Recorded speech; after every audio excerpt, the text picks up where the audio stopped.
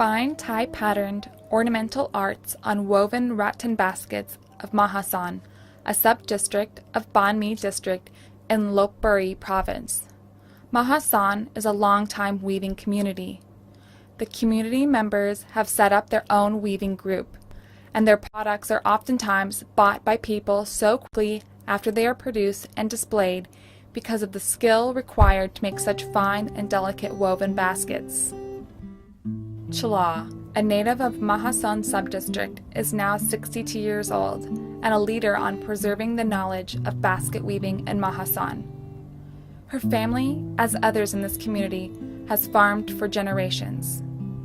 Taught by her aunt, Miss Puan Wang Tong, Chala started making baskets when she was 13 years old and gained more skills and experience as she got older. Subsequently, the Ornament Pattern Rattan Basket Weaving Cooperative was set up in 2001, and Chala was the chairman. The group's products were selected as a 5-star OTOP product in 2005.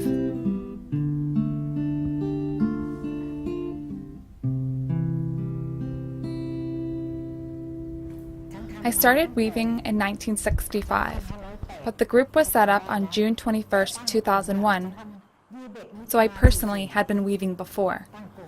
Then the cooperative office encouraged us and provided us some budget to buy rattan and materials.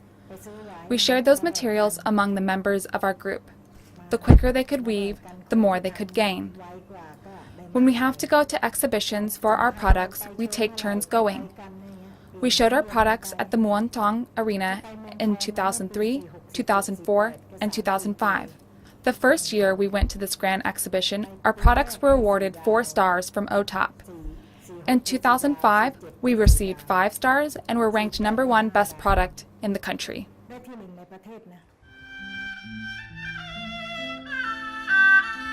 Besides the special wisdom of making structural weaving models that she has inherited from Puan Wan Tong, Chala also further developed the group's products by applying mud-me silk patterns into the basket weaving. The silk patterns include those of the Tai Puan, Lao Niao, and Lao Luang tribes, the famous silks of Banh Mi district. Rattan weaving process. Step 1. Making the weaving structural model. The models are made from wood and in the desired forms. For this process, normally a woodworker is hired to cut the wood into the chosen shape, such as a square, oval, or circle. Step 2. Preparing dew, or whittled bamboo strips used in weaving baskets. After whittling the strips, dye the strips to the chosen color, either by using natural colors, such as bark of kang tree, or any fabric dye. Then, dry the colored strips in the sun and rinse them in water until the water becomes clear. Otherwise, the color will bleed onto the rattan. Step 3. Preparing the rattan. Hin rattan or hom rattan is used to make a basket.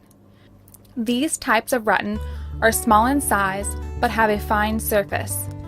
Cut and take out the center of the rattan.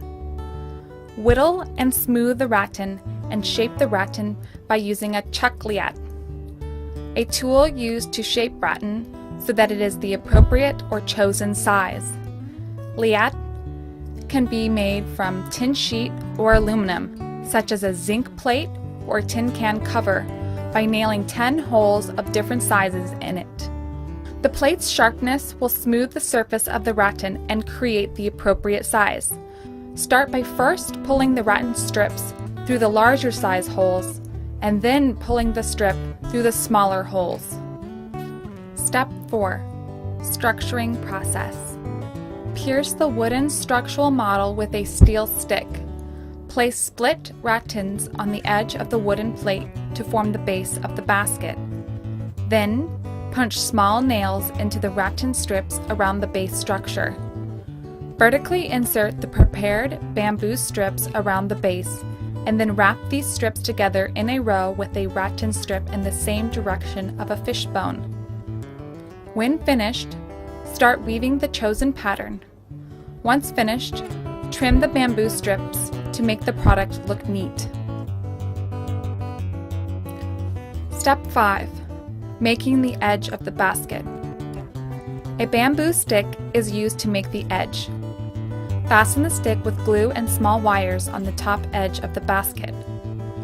When the glue is dry, pull out the wires and then tighten the edge with rattan strips in various patterns, such as the Sam Y, or 3 rattans pattern, the Pu Hua Meng Wan, or tight the fly's head pattern, the Jung Nang pattern, or the Sam Lachan, or snakefish's fin pattern. After the pattern is complete, add the basket's handle structure using wire. The wire is also wrapped with rattan. Using wire for the handle helps with the durability of the basket. When the rattan strip wrapped around the handle breaks, the wire inside will not, so the basket can still be used. The wire also makes the basket strong enough to hold a heavy weight and is more durable than the old-style rattan baskets. Step 6. Add the bamboo strips in every basket corner to reinforce. Tie them with wire and firmly wrap rattan strips around. To make the basket's handle, whittle the bamboo strip so that it is bigger in the center and smaller on the ends. And in the center, wrap the stick with a snake bone pattern. Step 7. Coat the product with urethane to make it shiny and to prevent mold. Coating makes the basket durable, strong, and waterproof.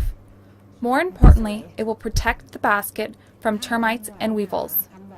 Contemporary basket weaving uses modern materials to prolong the rattan and bamboo for decades.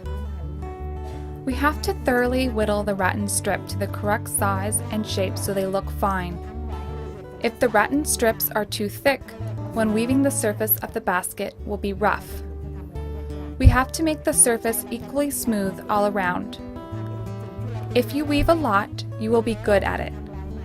Preparing the rattan strips is the most difficult part of the process. The weaving process is easy. When we first start, we weave simple patterns. Once we can weave, our heart will want to weave more, and we will want to weave the more difficult patterns.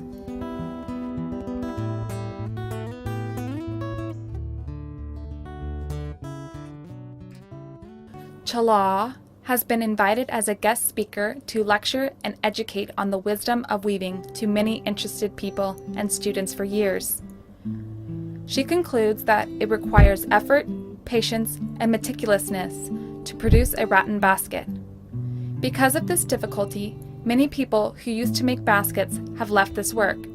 However, Chala still has hope that this wisdom will be passed on to new generations in order to preserve the local wisdom, generating supplemental income, and finally improving the community's quality of life sustainably.